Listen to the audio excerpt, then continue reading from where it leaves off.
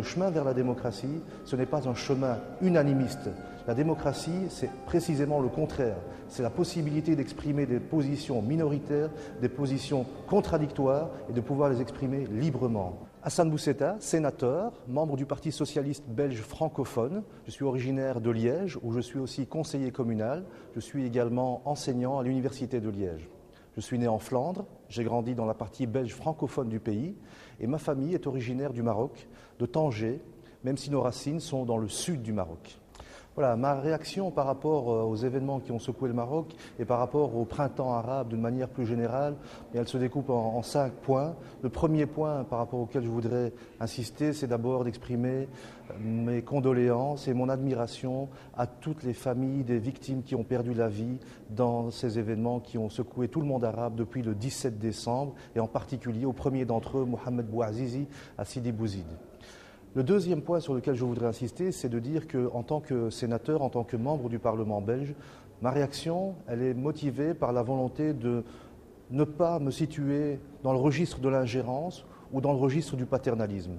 Mais c'est de me situer dans une solidarité qui a toujours existé entre la population belge, ses élus, et les populations du sud de la Méditerranée. Et donc, ce que je voudrais dire, c'est d'appeler aujourd'hui les autorités des pays du Sud, en particulier aujourd'hui la Libye, mais aussi le Maroc, mais aussi l'Algérie, à ne pas réprimer les manifestations. Car la démocratie et le chemin vers la démocratie, ce n'est pas un chemin unanimiste. La démocratie, c'est précisément le contraire. C'est la possibilité d'exprimer des positions minoritaires, des positions contradictoires et de pouvoir les exprimer librement. L'autre point, le quatrième point sur lequel je voudrais réagir, c'est celui de la nécessité d'approfondir les réformes politiques. Et dans un pays comme le Maroc, la question constitutionnelle, la question des réformes constitutionnelles me paraît importante.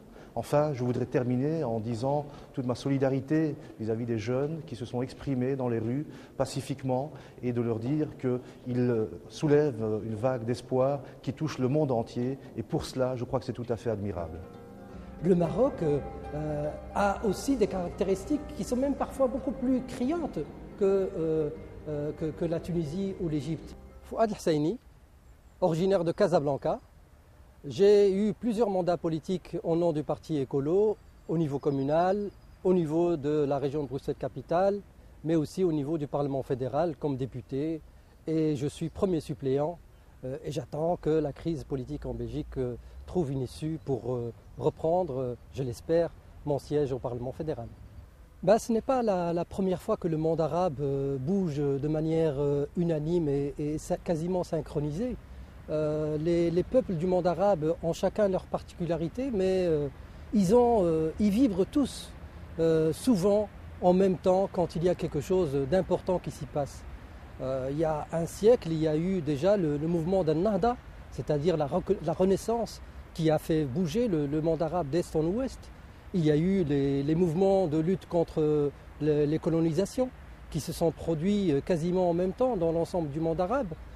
Il y a la question palestinienne qui à chaque fois fait sortir les peuples du monde arabe quasiment unanimement dans les rues.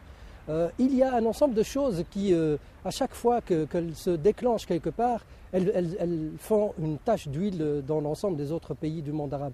Donc il y a quelque chose de commun à cet ensemble de peuples et c'est quelque chose qui est, à mon avis, même beaucoup plus puissant que ce que ne peut le faire la religion, par exemple.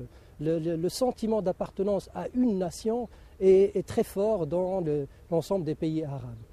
Alors, ce qui se passe au Maroc aujourd'hui a quelque chose qui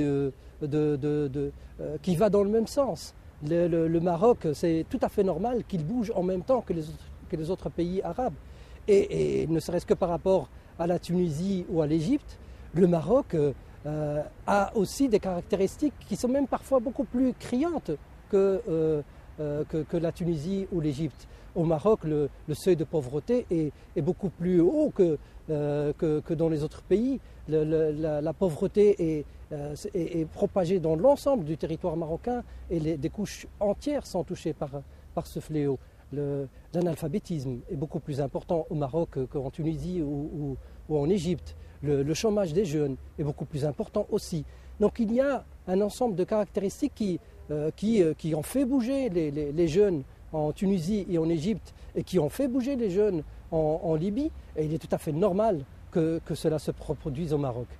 La différence entre le Maroc et la Tunisie et l'Égypte, c'est que dans ces deux pays, et même la Libye, c'est que dans ces trois pays, c'était plutôt des clans qui détenaient le pouvoir et qui abusaient des richesses du pays. C'était un clan qui était assez limité.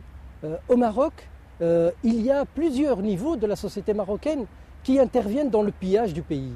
Il y a ce qu'on appelle le mkhzen. Le mkhzen, c'est un système qui traverse l'ensemble de la société marocaine, qui se retrouve dans la rue, dans chaque quartier des villes, des villages, qui se retrouve dans l'administration, qui se retrouve dans un ensemble de structures et qui a un lien aussi avec les élites politiques qui ont un minimum de pouvoir et qui forcément sont aussi en étroite liaison avec le palais. Ces différents niveaux, que ce soit ce mkhzen, que ce soit l'administration, que ce soit les élites politiques, que ce soit le palais, profitent des richesses du pays sur le dos de la population. Quand on dit qu'au Maroc, la corruption est quasiment le premier article de la Constitution, ce n'est pas quelque chose qui est dit comme ça à la légère. Tout le monde profite de cette corruption. Le policier, dans l'administration, l'élu politique et évidemment tout l'entourage du roi. Et depuis plusieurs années, tout ce rouage pille et vraiment suce le peuple marocain. Donc il est tout à fait normal que ce peuple sorte aujourd'hui pour dire qu'il en a marre, il voudrait voir une démocratie, il voudrait avoir une possibilité de dénoncer, de dire librement ce qu'il pense de ce système et de son fonctionnement. Donc aujourd'hui, il est tout à fait légitime que le peuple marocain revendique la dignité, la justice. Ça, je crois que c'est une revendication centrale. Sans justice, sans séparation des pouvoirs, on ne pourra pas dire ou prétendre qu'il y a une démocratie au Maroc. Ceux qui prétendent qu'il y a une démocratie au Maroc n'ont qu'à faire l'exercice d'essayer d'exprimer, de dire honnêtement ce qui se passe chaque jour dans leur vie quotidienne. Quand ils vont dans une administration, quand ils ont affaire à un policier, quand ils font une demande légitime pour leurs droits, qu'est-ce qu'on leur demande, qu'est-ce qu'on exige d'eux? La justice, quand on a affaire à la justice, est-ce que les gens ont l'impression que la justice est rendue de manière équitable? La séparation des pouvoirs est quelque chose de fondamental dans une démocratie. Au Maroc, l'exécutif, le législatif et le judiciaire est entre les mains, quasiment dans les seules mains du roi. Donc tant que ce système continue à fonctionner de cette manière-là, nous ne pourrons pas dire qu'il y a une réelle évolution au Maroc. Et donc aujourd'hui, le peuple marocain, comme le peuple tunisien, comme le peuple égyptien, comme le peuple libyen, et yéménite et d'autres peuples se soulèvent parce qu'ils estiment qu'il est temps d'arrêter de piller leurs richesses, qu'il est temps de leur donner des perspectives d'avenir, qu'il est temps qu'il y ait une réelle démocratie qui s'instaure. Les événements qui se sont déroulés en Tunisie n'ont été en fait que l'élément déclencheur. Mohamed Jabour, né à Tanger, habitant la Belgique depuis 1966, dans une commune qui s'appelle Saint-Jostenode, où je suis adjoint au maire, échevin, depuis une dizaine d'années, et je suis du Parti socialiste. Les événements qui se sont déroulés en Tunisie n'ont été en fait que l'élément déclencheur. C'est la goutte qui a fait déborder le vase. L'Afrique en général, c'est comme une casserole à pression où on a fermé l'évacuation de la vapeur. Et donc les événements qui ont lieu dans les autres pays actuellement ne sont que logiques et légitimes. Maintenant, ce qui s'est passé le 20 février au Maroc en particulier, je suis mal placé pour intervenir là-dedans. Je suis effectivement d'origine marocaine, mais je suis un élu dans un autre pays. Et donc, c'est difficile à m'exprimer sur un pays qui n'est pas la Belgique. Ceci dit, je ne pense pas que le Marocain veut tout changer, comme en Tunisie où on voulait la tête du chef de l'État. Je ne pense pas que le Marocain soit dans cette logique-là. Je pense simplement que les gens ont besoin de soins de santé fiables, ont besoin de travail et accentuer, accélérer le combat contre la corruption. Je pense que ces révoltes actuellement, c'est ça qui est visé par la population. C'est surtout la corruption et le manque de travail et améliorer les soins de santé. Alors rappelons qu'aujourd'hui, au Maroc, un Marocain est toujours un sujet et non pas une personne citoyenne qui jouit de droits et de devoirs. Fatiha Saïdi, sénatrice, Echfina Ever, originaire de Nador. Les révoltes et les révolutions qui traversent aujourd'hui bon nombre de pays arabo-musulmans étaient indispensables, voire vitales, pour des peuples qui vivaient sous cloche autocratique depuis des décennies. Et en ce qui concerne le Maroc, même si des avancées ont été réalisées depuis grosso modo une dizaine d'années, je pense que le Maroc doit aujourd'hui écouter très sérieusement les rumeurs qui remontent de la rue.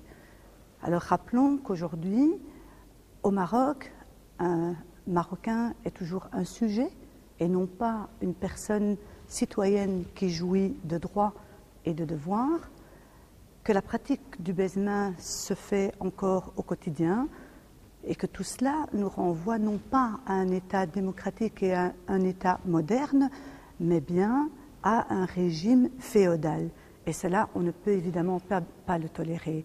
Il y a encore d'énormes difficultés sociales qui se posent aujourd'hui au Maroc, des jeunes sans emploi, des millions de jeunes sans emploi, et ces discriminations aussi doivent être entendues, des discriminations qui continuent encore de frapper les femmes malgré les réformes qui ont été opérées, et aussi des partis qui sont totalement minorisés, voire même méprisés de par des prérogatives royales largement étendues qui laissent finalement très très peu de marge de manœuvre pour une pratique politique citoyenne et responsable. Et je pense que tout cela aujourd'hui doit être sérieusement revu et des réformes dès lors s'imposent.